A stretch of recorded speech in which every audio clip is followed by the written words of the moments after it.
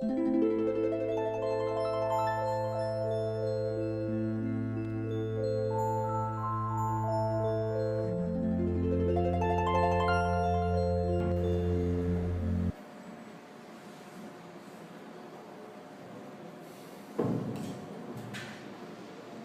amigas, queridos amigos, que o Senhor seja conosco e nos envolva na sua proteção. Narra o historiador americano Will Durant, entre outros autores da historiografia da civilização, que a humanidade ao longo da história foi vítima de várias epidemias, de várias pandemias e de várias catástrofes coletivas.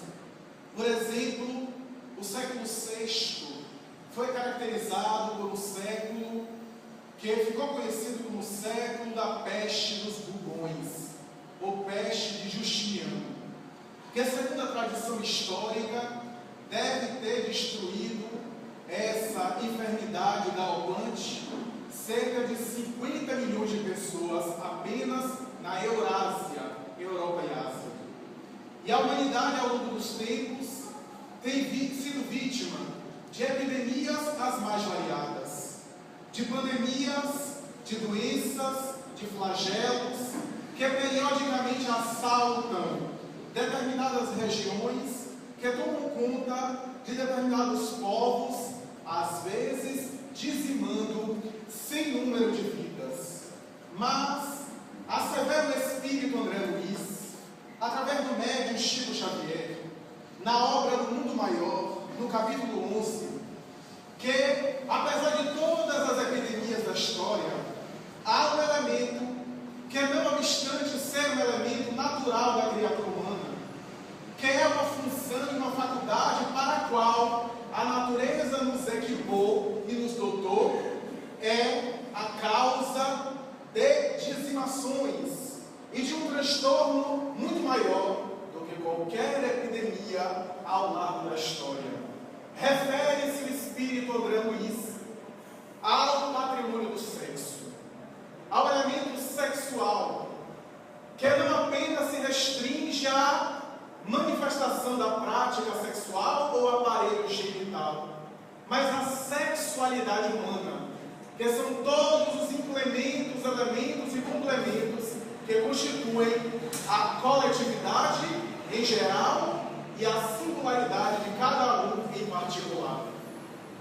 Graças às manifestações do sexo, nós temos sido vítimas, ao longo do tempo, de verdadeiras catástrofes, de angústias, de destruição de vários valores humanos, de aniquilamento das belas florações da esperança, do ideal, da arte, da cultura no geral, graças principalmente aos seus impulsos mal controlados, às suas manifestações mais asselvajadas, que é responsável, pelo menos em grande parte, gênese da loucura, do suicídio, dos crimes passionais, das guerras hediondas, das manifestações domésticas de agressividade, de dramas muito grandes, até ao descalabro das aberrações,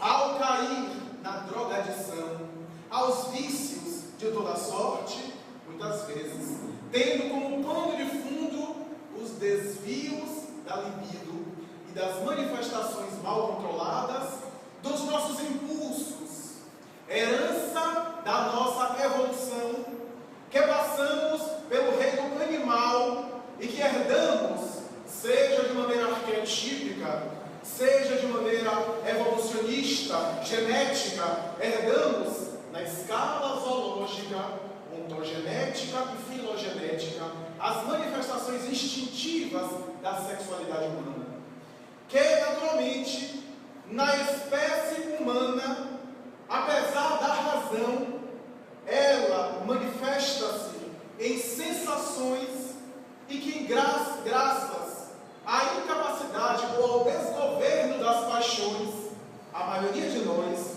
não tem sabido administrá-la, governá-la e direcioná-la de maneira saudável, consentânea com o equilíbrio psicológico, compatível com a harmonia psicofísica, em perfeita sintonia com o equilíbrio do indivíduo na sociedade e no relacionamento que ele deve ter com as criaturas humanas.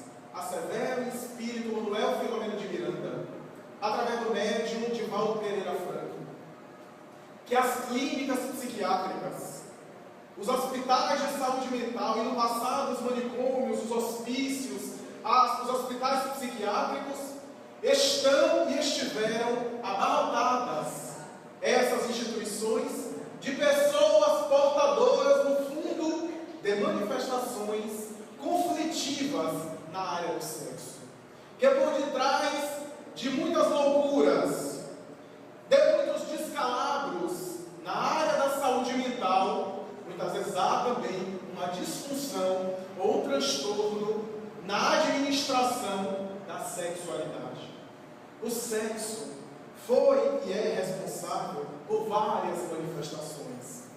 A natureza nos deu os seus implementos, facultando-nos sensação, para que os indivíduos, através de cargas específicas, proporcionadas pela maquinaria orgânica, pelo corpo, em razão dos hormônios e de todos os implementos orgânicos, ao mesmo tempo provocassem estímulos mentais, psicológicos, para que os indivíduos pudessem se sentir atraídos nas manifestações da perpetuação da espécie, da reprodução, facultando nos reinos anteriores da natureza a reprodução orgânica, a renovação dos seres e do ser humano, facultando a sensação que vai abrir espaço à emoção, facultando-nos a construção da família, o desenvolvimento da ética,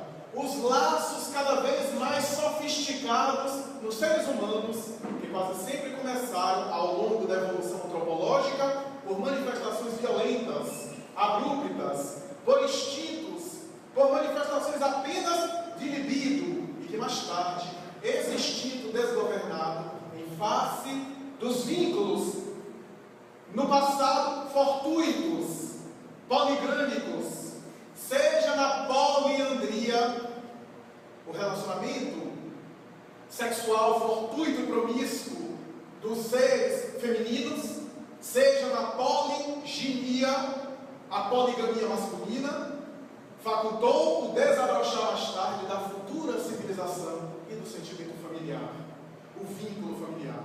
Porque o ser primitivo, através das manifestações sexuais, muitas vezes começava a despontar por insights, graças ao resultado do sexo que proporcionava um outro ser de carne, que saía da sua própria carne, e graças a isso, ele começava a desabrochar um vínculo com aquele ser que nascia dele próprio, facultando-nos o sentimento familiar e os pródromos da futura família, como é constituída atualmente. O sexo deu-nos a sensação e também a emoção. A sensação pelos estímulos, pelas sensações orgânicas, pelas manifestações externas do sexo, pela atração, e a emoção pelo sentimento de paz, de satisfação, de renovação psíquica, de troca de hormônios, não apenas hormônios orgânicos, mas hormônios espirituais, psíquicos, para proporcionar o equilíbrio do vínculo conjugal, do relacionamento sexual. Não obstante, escrevem os especialistas, são poucos os indivíduos hoje ainda na sociedade que podem ser considerados sexualmente saudáveis. Pessoas que têm uma função perfeitamente saudável e harmônica, que os especialistas estabelecem vinculada a essa saúde sexual, quase sempre, na capacidade que o indivíduo tem de expressar a sua sexualidade sem impor as suas paixões na outra pessoa, sem sobrecarregar o outro com seus conflitos, sem naturalmente coartar a liberdade e dando o direito da pessoa ser o que ela é, e não o que os caprichos assalvajados da libido quer que a pessoa seja. São, portanto, colocações dos especialistas, especialmente na área da psicanálise. O sexo, por outro lado, nos proporcionou a bênção da família. O filho, os filhos, a prole. Não obstante, apareceram ao longo da história os casos e os eventos que chamaram a atenção, por detrás dos quais estavam sempre as disfunções sexuais, os disparates da libido. Escrevem os especialistas e também as tradições do mundo espiritual, que se nós recuarmos historicamente, veremos as manifestações do desgoverno sexual, desde o rei Salomão, que tinha o seu harém com 700 mulheres, e que mais tarde é seduzido pela rainha de Sabá, com seus encantos de pele negra, que acaba gerando um transtorno muito grande nele, com relação também ao seu harém. A Bíblia nos fala, por exemplo, de Judite, atormentada, desvairada, ou Dalila, que a serviço dos filisteus utilizou o seu trânsito sexual para a projeção política, para a vitória na guerra, para a projeção do ego, uma das manifestações que se consegue através do sexo desgovernado.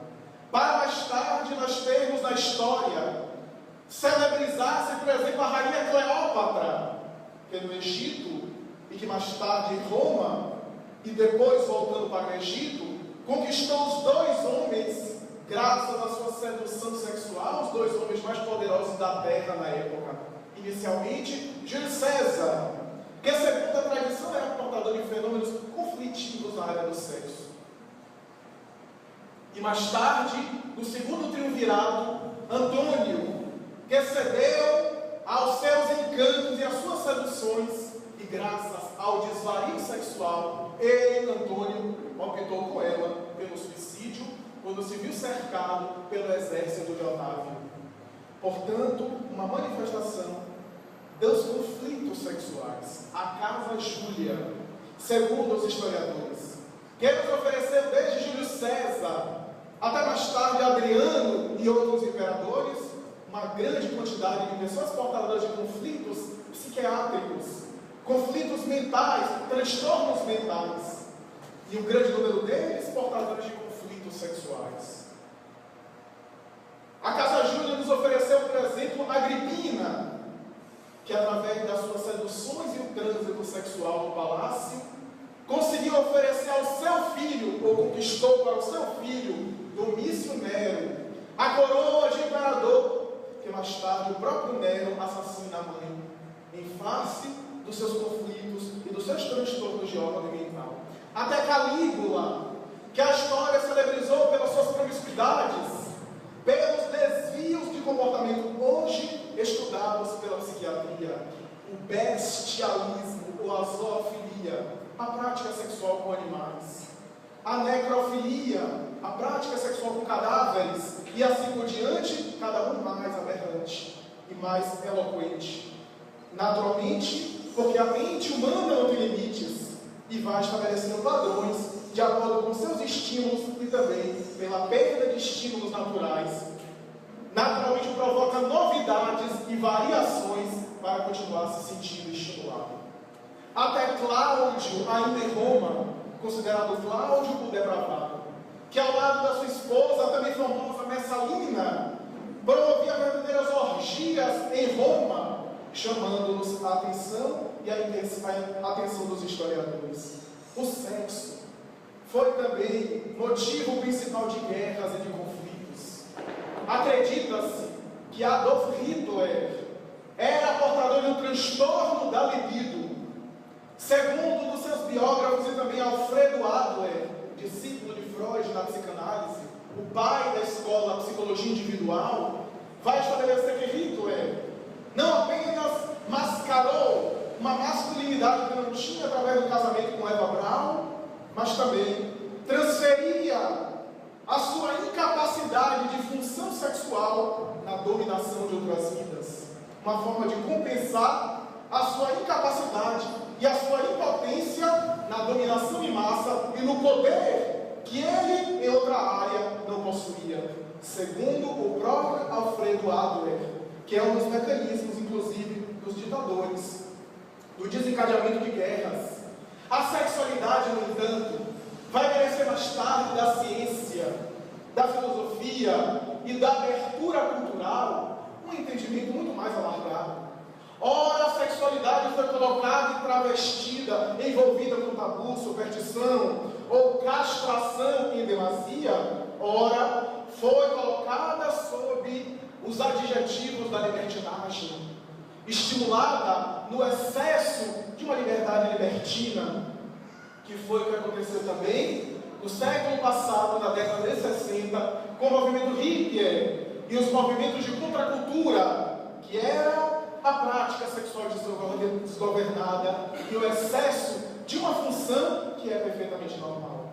Nem de um lado a castração e a intolerância da religião, por exemplo, no passado, ou a intolerância dogmática de algumas pessoas, nem de outro lado a visão cínica, limitada, debochada, de como se fosse uma função à semelhança do estômago, que apenas se utiliza, deu uma alimentação e depois joga o prato na pia, sem qualquer comprometimento consigo próprio e com a outra pessoa, já que é uma função psicofísica. Mesmo na área da sensação, gera-se emoções e vinculações afetivas. E essas vinculações afetivas vão gerar manifestações comportamentais, desde os vícios acumulados até as lesões na alma que uma sexualidade desgovernada pode provocar. Aliás, manifestações que são muito bem estudadas pela psicanálise. Entre as várias manifestações sexuais, a psiquiatria, ora, catalogou algumas como patológicas, que o são, outras como temporariamente patológicas e depois desautorizou esse conceito, e a sexualidade até hoje ainda é vista como um grande enigma, é estudada largamente, mas ainda há várias interrogações, vários estudos, várias hipóteses, ainda não se tem certeza a respeito de vários mecanismos da função sexual.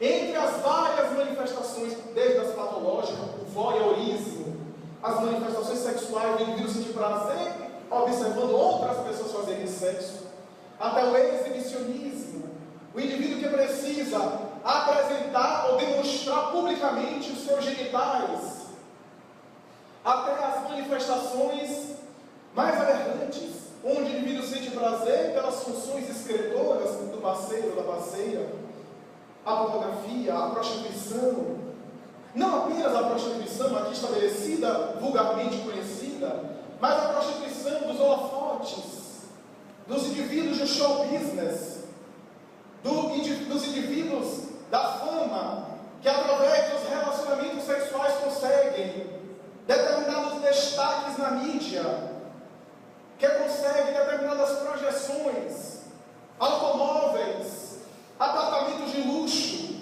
nunca, porém, a paz interior. Porque são pessoas masculinas ou femininas que passam de mão, mais fragmentadas. A humanidade conheceu no século XX várias dessas personagens.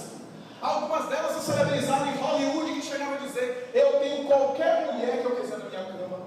Mas depois de uma noite de prazer, eu me pergunto qual é o sentido da minha vida e penso em me suicidar. A semelhança de um James Bond, de uma Marilyn Monroe, ou de uma Rita Hayworth, a última que chegou a dar uma declaração à imprensa dizendo: os homens se casam com Rita, com Gilda, a personagem que ela fazia, que era um símbolo sexual, mas quando despertam, encontram Rita, que sou eu, a mulher frágil, e se separam. Casou-se com sete homens diferentes, teve vários outros relacionamentos. Provocou a admiração de Orson Welles, que em uma cena algo hilária, histórica em Hollywood, ele filmando ela em uma cena de um filme, alguém disse: Senhor, Rita Hayworth está suando. E ele olhou para o câmera auxiliar e disse: Os animais é que suam. As pessoas transpiram, mas a estrela brilha. Era, portanto, a admiração que ela causou. No entanto, atormentada e infeliz, mergulhando no alcoolismo e no Alzheimer aos 50 anos de idade.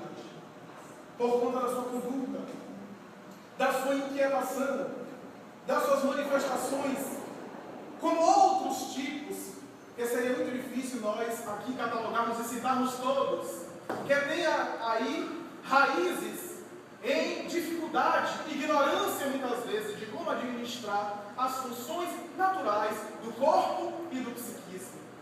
Entre essas manifestações, a homossexualidade, conhecida hoje como orientação homoafetiva, tem recebido várias colocações e vários estudos dos profissionais de sociologia, de antropologia, de psicologia, de psiquiatria, várias manifestações e referências.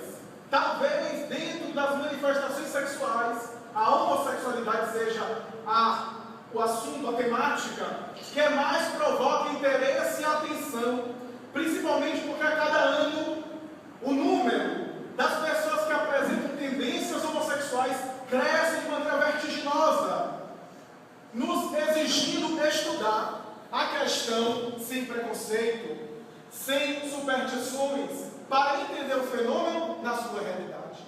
Segundo a Organização Mundial de Saúde, em cada país, o mínimo de pessoas portadoras das manifestações homossexuais deve ser em torno de 2% da população. E alguns países chegam a 13% da população. O que equivale a dizer que, segundo ainda o mesmo órgão, 10%, em torno de 10% da população mundial deve ter orientação homoafetiva ou homossexual, que se caracteriza no interesse físico, romântico, emocional, por pessoas do mesmo sexo de maneira constante, e não apenas um episódio ou outro, mas de maneira constante e estável, uma atração, uma tendência. No passado, a homossexualidade, também conhecida como homossexualismo, e o termo está sendo substituído pelo termo ismo, sadismo, masoquismo significava doença.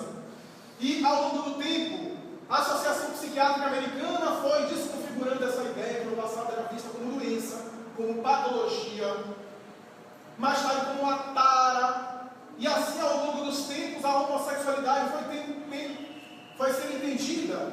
Em 1975, a Associação Psiquiátrica Americana considerou-a uma orientação da singularidade do indivíduo, retirando ela das manifestações de uma doença, de uma patologia. Freud, na psicanálise, chega a tentar entender a sexualidade, e ele mesmo se intrigou. A homossexualidade para ele era um assunto intrigante, porque do ponto de vista psicanalítico, ele não conseguia entender por que aquilo acontecia, mas fez uma interpretação associada à fixação erótica em relação à figura materna, ao complexo de Édipo que o indivíduo às vezes experimenta. Para ele haveria uma fixação na figura de mãe, de maneira demasiada que o indivíduo, na homossexualidade masculina, por exemplo, não conseguiria mais tarde associar-se a nenhuma figura feminina, senão a figura da mãe que estaria no seu inconsciente e aos conflitos que a criança desenvolveria em torno do complexo de Édipo, tão estudado na psicanálise. Mas isso não explica totalmente, o próprio Freud assim admitiu. Mais tarde, um caso que ele atendeu, de um indivíduo paranoide e que tinha também tendências homossexuais, ele vai tentar associar algumas manifestações homossexuais a transtornos paranoicos ou paranoides, mas que não recebeu toda a configuração. Alguns discípulos de Freud estabeleciam na homossexualidade uma espécie de perversão, porque era naturalmente um período específico, embora o pai da psicanálise nunca disse de maneira aberta, de maneira enfática, essa colocação. Jung, Ferenczi, Bloyer, os grandes psicanalistas tentavam entender a homossexualidade dentro de um conceito amplo, sem preconceitos, tentando desmistificar a sexualidade humana. O que acontece, no entanto, é que a época não permitiu voos, especialmente porque a homossexualidade ainda era desconhecida e a ciência estava engateando nesse setor. A homossexualidade, no entanto, embora seja muito examinada atualmente, é um fenômeno antigo. Alguns autores tendem a defender que é um fenômeno contemporâneo, mas a história demonstra que existem tendências homossexuais que apresentam-se desde civilizações antigas, particularmente na Grécia, quando surgiu a figura da pederastia, já que a mulher não era considerada na estrutura social da Grécia, nem de Atenas, nem de Esparta, menos ainda de Esparta, porque era uma cidade toda voltada para a guerra. As mulheres eram apenas elementos para serem fecundadas, para engravidarem, para oferecer às cidades-estados gregas os futuros cidadãos que seriam os futuros guerreiros.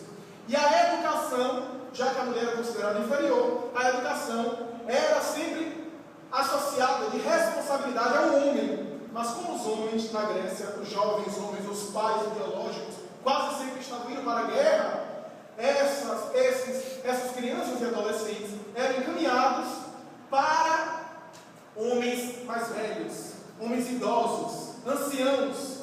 E segundo os historiadores, surgiria aí a pederastia, que seria o vínculo sexual entre um homem mais velho e um jovem e um adolescente, na homossexualidade masculina principalmente. Mais tarde, surgiria no Império Romano algumas relações, inclusive de alguns imperadores, que passou, no entanto, clandestinamente, o que era considerada punição, e era um crime na legislação romana. A Idade Média vai castigar, estabelecendo a manifestação sexual como sendo manifestação demoníaca, em face do poder religioso, da dominação arbitrária da fé, da intolerância do dogma, e assim que os homossexuais, ao lado de outras pessoas, foram encaminhados às fogueiras do Tribunal do Santo Ofício, e era muito comum também as denúncias e as calúnias, na época, associando-se à homossexualidade. Quando alguém queria prejudicar outra pessoa, diante da Santa Sé, denunciava a pessoa no Tribunal da Inquisição, alegando que a pessoa era portadora de tendências homossexuais. Como o indivíduo ia provar que era ou que não era? Se é uma função psíquica, uma função intrapsíquica, e que se manifesta através do corpo, através da estruturação orgânica. E assim a intolerância passou ao largo dos tempos, a ponto de algumas religiões estabelecerem aquilo como pecado, como castigo de Deus, e assim por diante. Mas foi a ciência no século XX que começou a dar um enfoque diferente às manifestações humanas, particularmente quando começou a estudar as diferenças entre um caso e outro na área das ciências humanas, sociais, psicológicas, quando estabeleceu que nem todo caso de homossexualidade era fruto de determinadas circunstâncias ambientais. É claro que há situações em que o contexto favorece a determinados estímulos. O menino que é abusado sexualmente, que é violentado através do estupro, como a criança não é nem masculina nem feminina, a criança não desenvolveu a feminilidade nem a masculinidade, ela é iniciada e é estimulada, que mesmo em alguma situação de dor, também ela sente alguma sensação física, ela aprende a sexualidade daquela forma e passa a aprender e a ser estimulada daquela forma. Mas aí a psicologia pergunta: e por que alguns meninos que são abusados não desenvolvem a homossexualidade e outros desenvolvem?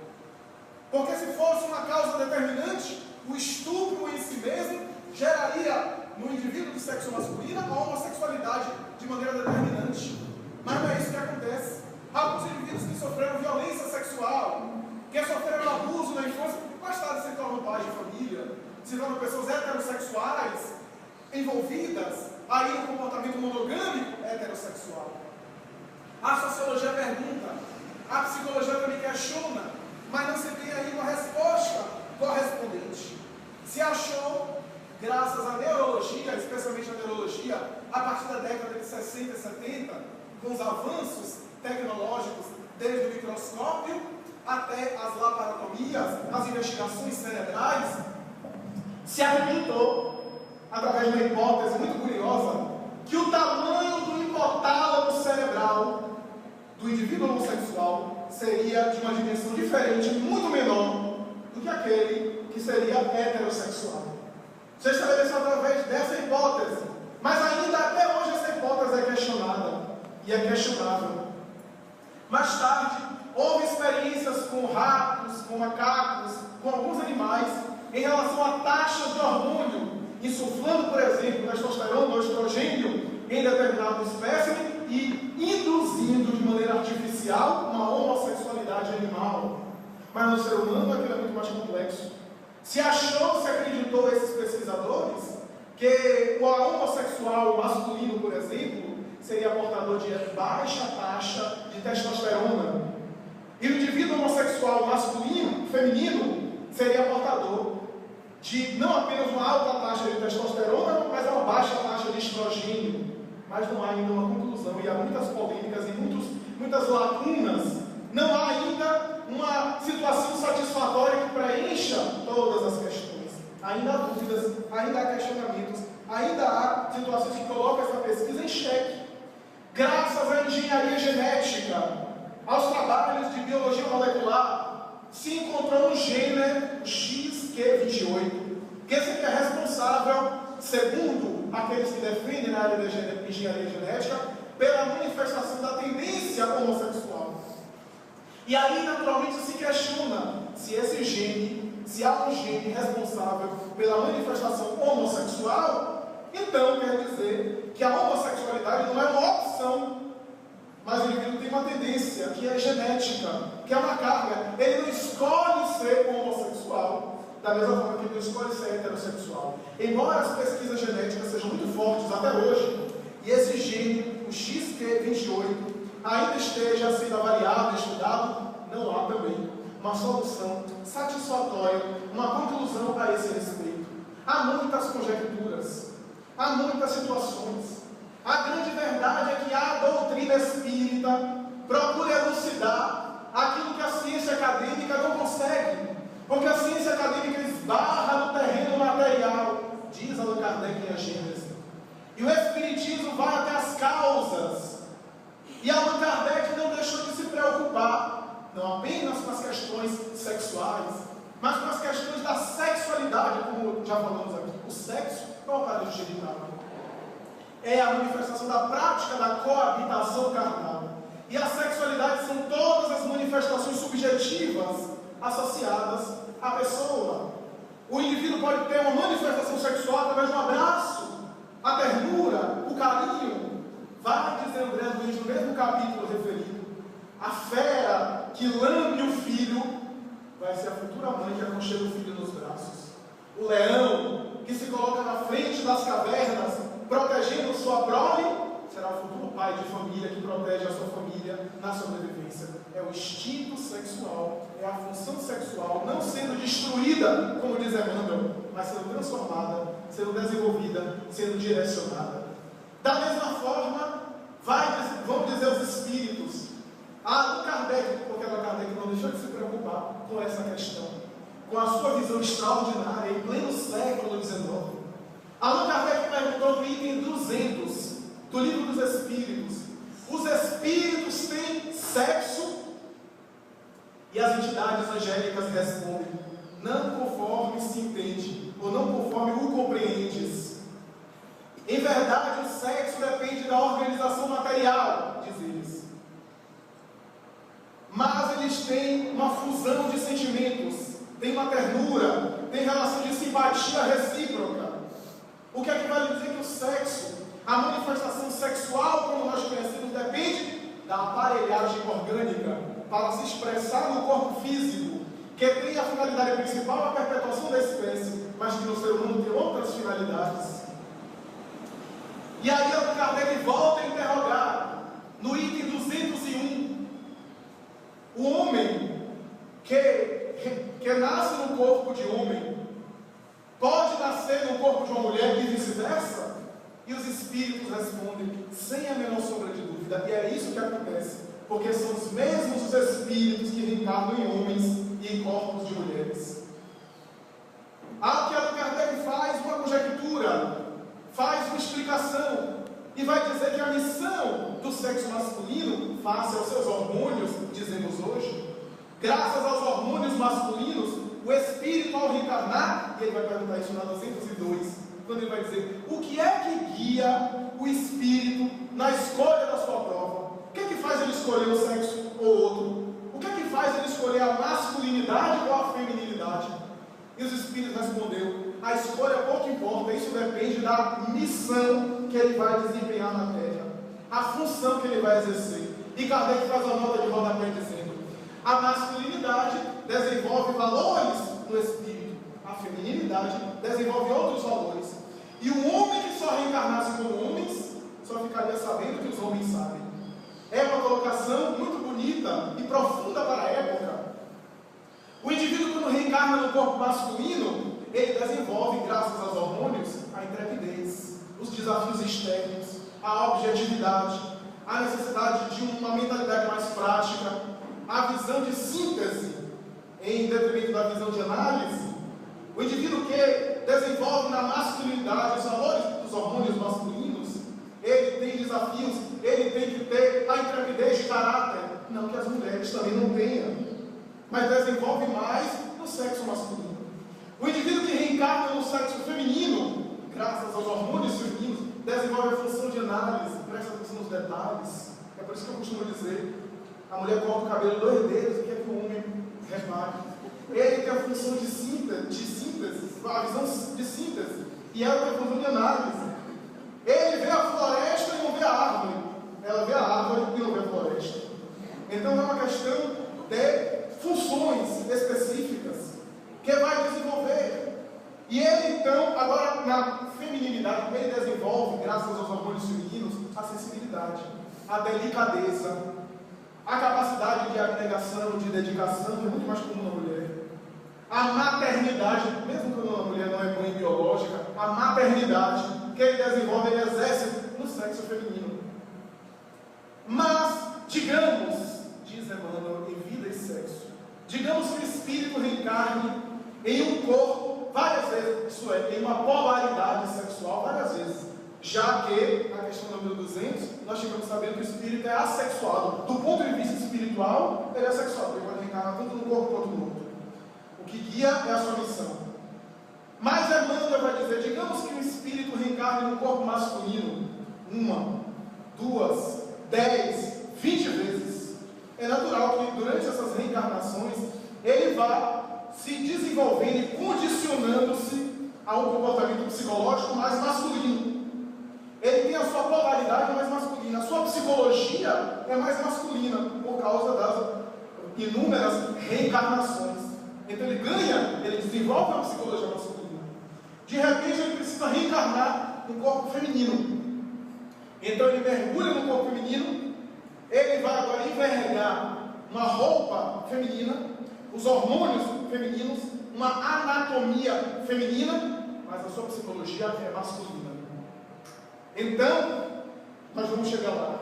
Ele tem agora uma manifestação que é uma mulher, mas uma mulher, digamos assim, mais com um comportamento mais associado ao sexo oposto, uma mulher com uma intrepidez, com uma decisão mais pragmática, com uma objetividade muito grande. Nós podemos citar algumas mulheres na humanidade: Anita Garibaldi, Anna Nery, Margaret Thatcher, recentemente interpretada por Meryl Streep, e outras pessoas, outras personalidades que chamaram a atenção e que sensibilizaram a cultura. A própria irmã Dulce aqui na Bahia, mulheres com intrepidez que não são necessariamente homossexuais, que preservam. Margaret Thatcher foi mãe várias vezes, e assim por diante. Mas vamos agora no oposto: um homem que reencarna, ou melhor, uma mulher que reencarna várias vezes como mulher, e agora precisa reencarnar como homem. Ao mergulhar, ela traz os seus condicionamentos, as suas manifestações, o seu repertório comportamental, e ao mergulhar no corpo, ela traz a sua psicologia, as suas tendências.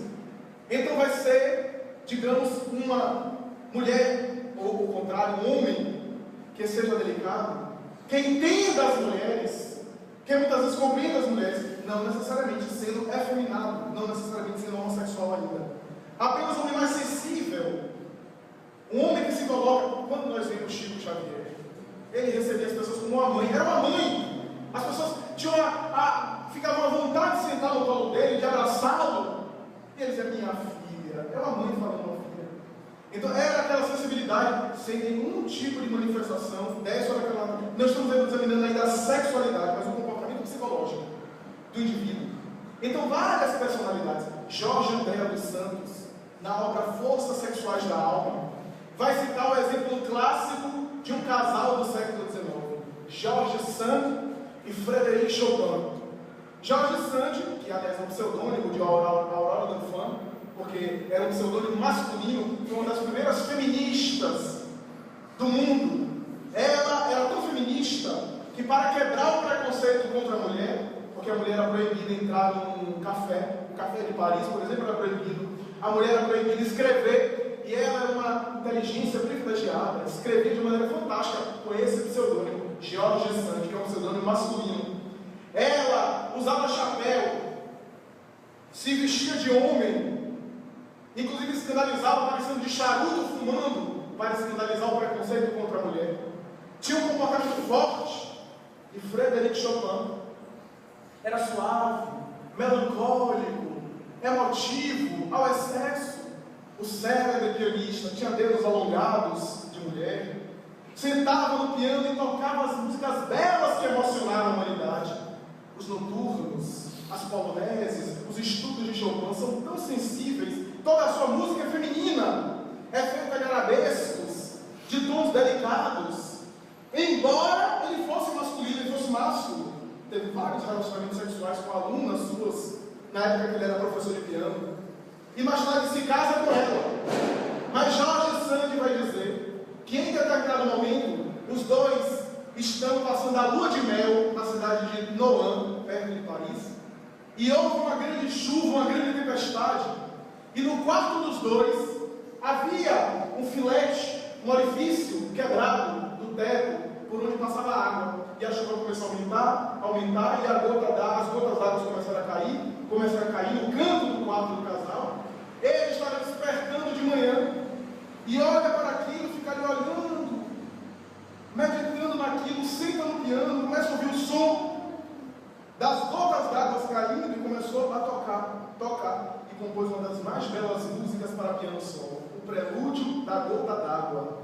Quem ouve, acompanha a gota d'água aumentando, e a sensação da chuva aumentando, com uma sensibilidade muito grande.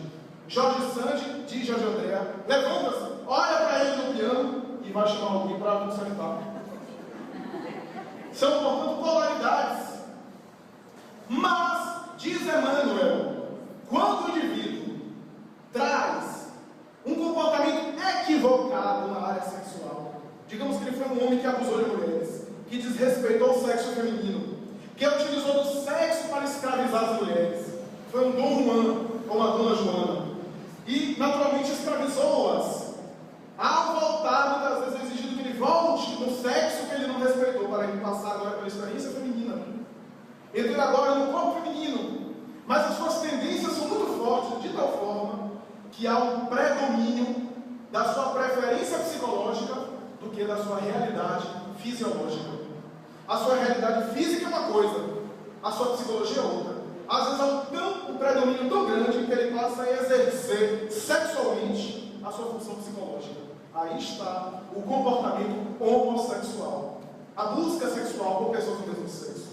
Não se trata para o espiritismo de uma punição ou de uma situação pecaminosa, como alguns religiosos estabelecem, que vai para o inferno. Eu fico curioso, como é que sabe que a pessoa vai para o inferno?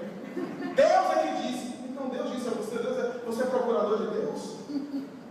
Então, é de uma presunção. Vai para o inferno, condena, expulsa da própria instituição religiosa. Meu Deus, Jesus recomendou que a gente amasse os animais, que amasse ao próximo, que amasse os inimigos. A gente não pode amar, ou pelo menos compreender, uma pessoa que está em uma situação diferente da nossa, uma experiência psicológica diferente da nossa, por conta dos preconceitos. O Espiritismo diz que é uma experiência do Espírito. O indivíduo muitas vezes no sexo masculino utilizou de mulheres, de maneira debochada, de maneira irônica, destruiu lares. O que é que acontece? A divindade permite que ele reencarne agora no corpo feminino para que ele possa desenvolver a ternura pelos outros. através dos hormônios femininos, o carinho, muitas vezes vai ter dificuldade do estímulo sexual de maneira natural na área da heterossexualidade, porque os hormônios são femininos agora, então ele também tem estímulos na área da heterossexualidade, mas ele tem dificuldades, que é também uma função reeducativa, uma função de disciplina, de correção do sexo mal baratado antes. Ou então, a mulher que utilizou da sua sedução, da sua sexualidade, e agora tem que reencarnar no corpo masculino para desenvolver o rigor, a dignidade, os valores, os deveres, e muitas vezes vai ter dificuldade em sentir atração na área da heterossexualidade. E em alguns momentos vai optar pela conduta homossexual, vai escolher pela opção da homossexualidade. O Espiritismo diz que a conduta sexual de cada um cabe à sua consciência pessoal. Da mesma forma que nós não ficamos nos intrometendo na vida pessoal do hétero, porque é o problema da sua consciência, nós não vamos fazer a mesma coisa, aliás, vamos fazer a mesma coisa com a conduta pessoal do homossexual. Não há diferenças, porque qualquer diferença está aí já um preconceito. Da mesma forma que a vida do heterossexual tem a ver com a sua consciência, e que nós não temos nenhuma influência, não devemos nos envolver, a conduta que a pessoa homossexual faz na área do sexo é um problema privado, que nós não devemos nos envolver. O que nós devemos dizer a todos é que nós não devemos ser promíscuos, devemos respeitar o nosso corpo e o corpo do próximo. Agora, o que a pessoa faz é uma questão de consciência pessoal. Nós não podemos aí influenciar. Porque é uma conduta. Porque quando nós vemos, por exemplo, a postura de determinados homossexuais nas chamadas saunas, nos guetos de promiscuidade, isso daí é um transtorno psicológico que se manifesta através da sexualidade. Porque vemos também o heterossexual frequentar os mesmos lugares. Então não é a sua orientação, mas o seu desgoverno da libido, que tem a ver com transtorno na área do comportamento. Então, o que fazer? Diz a doutrina espírita, em qualquer situação, uma compreensão fraternal. Eu não diria nem compaixão, porque compaixão eu diria que a pessoa é doente, então tem que ter compaixão. Eu diria uma compreensão fraternal com todos, em qualquer situação. O indivíduo muitas vezes está em situação de reeducação das suas funções, porque o seu corpo perispiritual foi lesado pelas suas práticas sexuais abusivas. E quando nós lesamos, voltamos ou com impedimento psicológico ou com impedimento físico, uma incapacidade na área física, na área orgânica, ou uma dificuldade, um conflito na área psicológica. Porque na área da homossexualidade muitas vezes surge um conflito, pelo menos dizem os especialistas, na infância e na adolescência, na descoberta do sexo, porque é um conflito dicotômico. Psicologicamente ele tem uma realidade, fisicamente ele enxerga outra realidade. Então surge um conflito de comportamento, que muitas vezes precisa de muita orientação, de muita reflexão, sem imposição. Muitas vezes as pessoas me perguntam: o que é que a gente deve fazer com um filho adolescente que manifesta essa postura? Na infância, nós devemos orientar, porque ele está adquirindo o discernimento, ele não tem ainda o discernimento nem para homo, nem para hétero. Então nós vamos direcionar para a ética. Mas se o indivíduo apresenta, manifesta na juventude, não tem o que fazer. A família deve amparar e amar. Amar, porque se a gente reprimir, vai tornar uma pessoa revoltada. Se a gente estimular, vai tornar uma pessoa cínica. Então, amar e amparar a pessoa, diz a doutrina espírita e o próprio Evangelho de Jesus.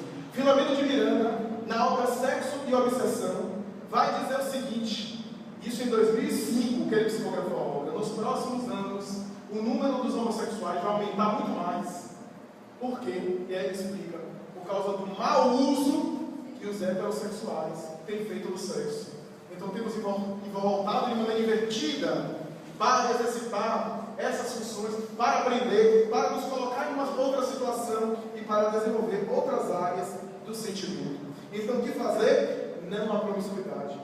A monogamia foi uma grande conquista da evolução e nós devemos preservar. Se o indivíduo homossexual, masculino ou feminino, quer ter um parceiro, quer ter um relacionamento, nós não devemos influenciar diferenciar, porque às vezes a gente vê algumas posturas de dizer, é o celibato, e a gente não sabe se a pessoa tem condição.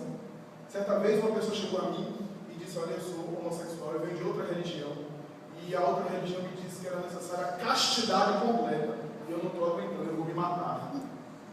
Então o que é que eu digo para uma pessoa dessa? O que é que nós vamos dizer? É muito cruel, porque às vezes nós, os heterossexuais, não conseguimos a castidade.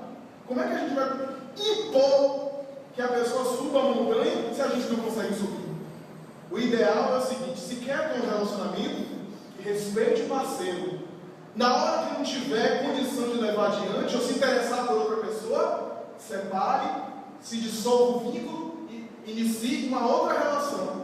Mas o que está em jogo aqui é a prostituição, é o adultério, é a traição, que lesa o outro, a agressão, porque tem a ver com a moralidade. Não importa, diz Joana de Ângeles, em que fase de orientação, de tendências o espírito tem, mas a conduta que ele se permite. É a conduta que ele tem que vai gerar os resultados favoráveis ou não. Para concluir, gostaria apenas de falar duas coisas, dois elementos. Um deles, eu ouvi certa vez, do médico Divaldo Franco, ele comentando, que mais tarde foi transcrito em um livro, que a mim me chamou a atenção, porque nessa área da sexualidade, não apenas da hétero, da homo, em qualquer área sexual, também há um outro fator, interferências espirituais. Não quero dizer aqui que a homossexualidade é fruto de obsessão, não é isso. Expliquei toda a palestra, que é uma tendência de reencarnação, e Emmanuel em Vida e Sexo vai dizer, inutilmente a ciência vai tentar encontrar a causa da homossexualidade no corpo físico, porque a causa está em reencarnações, que é o que explicamos aqui. Mas abre estímulos espirituais, não para essa ou aquela orientação sexual, mas para o excesso e a promiscuidade. E ele me contou certa vez que recebeu no Centro Espírita Caminho da Redenção um jovem recém-casado que tinha crises periódicas. E a mim me chamou a atenção porque ele chegou ao médium baiano e disse assim: eu, de vez em quando à noite, especialmente à noite, me dá uma crise. Eu sou casado, sou pai já de 2 filhos. Me sobe uma coisa, me sobe algo que vai tomando conta de mim. E eu saio para caçar. E vou para as ruas. Primeiro eu vou para algum clube, algum lugar do meu nível socioeconômico, para procurar garotos, homens com quem eu possa me relacionar. Quando eu não consigo, eu vou descendo o degrau até as orlas da cidade, para buscar alguém do sexo, do mesmo sexo, para o envolvimento, e depois penso no suicídio. E Divaldo disse: olha, quando vier a crise mais forte, vem aqui para a casa espírita, tome passes, para poder receber energias vigorosas. Visite pessoas doentes, tuberculosas, rancenianas, pessoas com AIDS, pessoas que não vão inspirar nenhuma atração sexual a você, que você lentamente você já tem uma comunhão sexual com a sua esposa, que deve plenificar você. Você já tem um relacionamento. Mantenha. E Divaldo disse que, enquanto falava com ele, via uma entidade cruel, muito perversa do lado, mas não interpretou que era alguma coisa do próprio aniversário do passado, e não interpretou como sendo alguma coisa relacionada ali. Depois desse atendimento, o jovem continuou frequentando a casa espírita, aquela coisa, e Divaldo comecei a passar mal. Especialmente quando vi o rapaz se aproximar de mim, eu tinha um mal-estar, uma náusea, um mal-estar gastro que me envolvia, e eu ficava às vezes irritado. Até que me disse: meu Deus, eu não estou com problema de saúde nenhum, não estou com nenhum problema, o que está acontecendo comigo? E resolvi silenciar minha mente, mergulhar em mim mesmo, para me ouvir, me escutar e orar. E nesse momento eu saí do corpo e vi a mesma entidade cruel, que olhou para mim e me fez uma metáfora, que eu me fingi desentendido. Ele olhou para mim e disse: agora eu estava numa ilha com o meu prisioneiro, e alguém jogou uma ponte, e meu prisioneiro está saindo da ilha, e eu vou quebrar a ponte. Ele vai e disse: não estou entendendo. Ele disse: você é a ponte, e eu vou envolver e perturbar tanto você que você vai ficar irritado com ele e vai afugentar ele da casa espírita. E ele vai dizer: meu amigo, essa ponte é de aço inoxidável, alemã, e na época não tinha indústria aqui em Volta Redonda, né? Senão seria da Siderúrgica Nacional. Então, alemã, e você vai ficar sozinha. E quando ele passar, a ponte vai subir, porque ele está com Jesus agora. E você vai aprender na sua ilha sozinho, solidão, amadurecimento. E eu vou dizer uma coisa, vou usar para ele. E vou estruturá-lo. E o rapaz realmente permaneceu fiel, foi superando, quebrou aquele vínculo, superou as crises, não mais sentiu saudade e o retorno à recaída. Muito bem. E depois de algum tempo, ele chega com o filho recém-nascido nos braços. Olhou e disse assim: Divaldo, esse é o meu outro filho, meu terceiro filho. Joana, diante da aparência, disse assim: o amante voltou agora para os braços da amada. É ele. Porque ele agora está no corpo masculino, mas ele foi amante, foi uma amante dele do Espírito, que agora volta com o filho. E o Espírito dizia: veio vestido de homem, fantasiado de homem, para se esconder de mim, mas eu encontrei ele. Então era, portanto, uma situação que tinha origem no passado, que o Espírito associou, mas por detrás daquilo havia a tendência dele, por causa de reencarnações femininas equivocadas na área do sexo. Em qualquer área, diz a doutrina espírita, que nós estejamos de sexualidade, o amor que esteja acima do sexo. Sexo sim, mas amor também. E amor acima do sexo. Porque, como diz o Espírito Joana de Ângeles, sexo sem amor é como beber água do mar. Porque é salgada, quanto mais bebe, mais sede tem. Muita paz.